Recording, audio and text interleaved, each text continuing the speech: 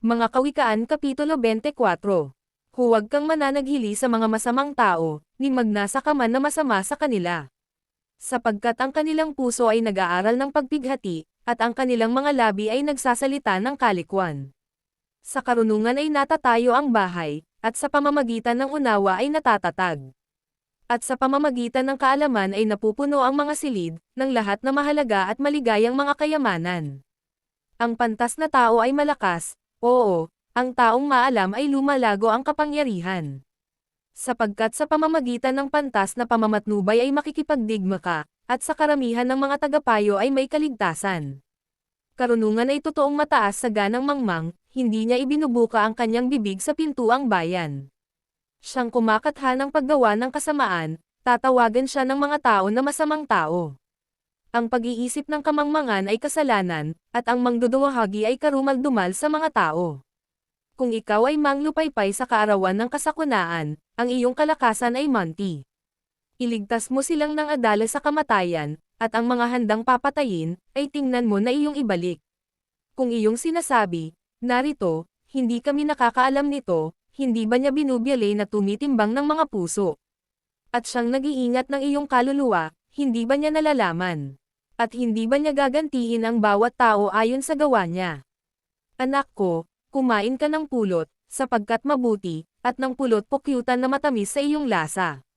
Sa gayo'y matututo ka ng karunungan na malalagay sa iyong kaluluwa, kung iyong nasumpungan ito, sa gayo'y magkakaroon ka nga ng kagantihan, at ang iyong pag-asa ay hindi mahihiwalay. Huwag kang mamakay, o masamang tao, sa tahanan ng matuwid, huwag mong sirain ang kanyang dakong pahingahan. Sapagkat ang matuwid ay nabubuwal na makapito, at bumabangon uli, ngunit ang masama ay nabubuwal sa kasakunaan.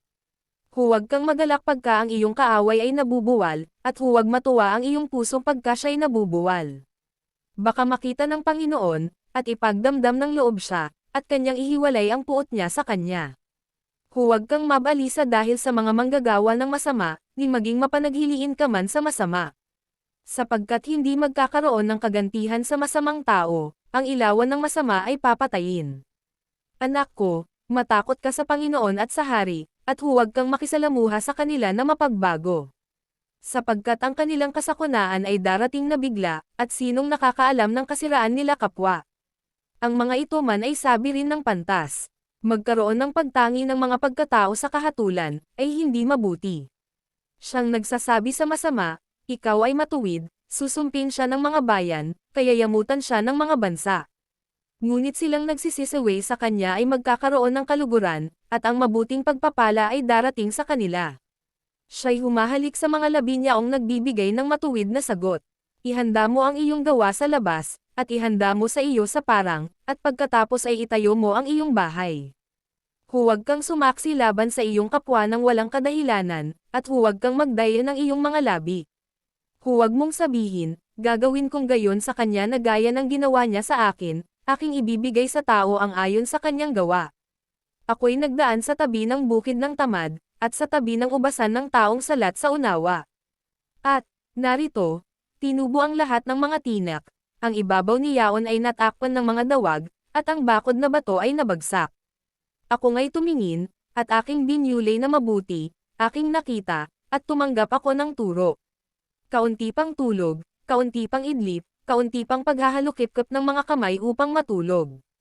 Gayon darating ang iyong karalitaan na parang magnanakaw, at ang iyong kasalatan na parang nasa sandatahang tao.